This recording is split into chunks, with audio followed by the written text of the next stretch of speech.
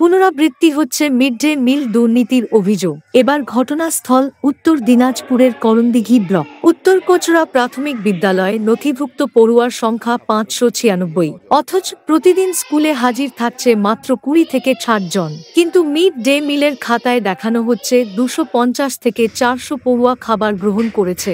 এই অস্বচ্ছতা ঘিরে উঠেছে বড় প্রশ্ন, কে দায়ী এই কারচুপির জন্য? তৃণমূলের আমলে শিক্ষার পরিবেশ, শিক্ষার মান, মিড ডে মিলের মান সমস্ত ৩৪ বছরের বামফ্রন্টকে ছাপিয়ে বহু যোজন দূর এগিয়ে গেছে।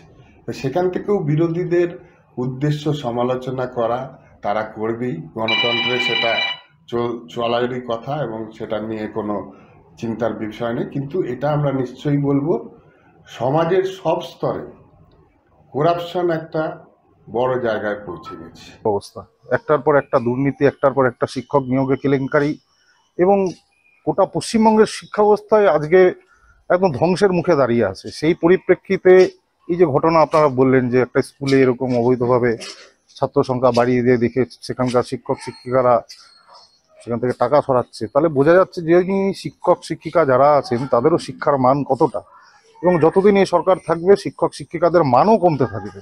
প্রাথমিক স্তরের যে স্কুলের যে মাথা ডিপিএসসি চেয়ারম্যানটা হচ্ছে মিউজিক্যাল চেয়ার হয়েছে এই গভর্নমেন্টের আমলে। অধিকাংশ ডিপিএসসি চেয়ারম্যান চাকরি চুরির অপরাধে কেউ জেলে, কেউ বেলে, কেউ লুকিয়ে। তো এই জায়গা থেকে দাঁড়িয়ে প্রাথমিক শিক্ষাকে আপনি কি করে ত্বরান্বিত করবেন বলুন তো?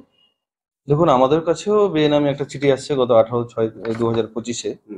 13টা পয়েন্টের উপরে কমপ্লেন আছে, ঠিক আছে। সেই কমপ্লেনের ভিত্তিতে অলরেডি আমি কালকে এসআই সাহেবকে পাঠিয়েছিলাম। এসআই সাহেব স্কুলে গেছিল, কিছু ফারাক পেয়েছে।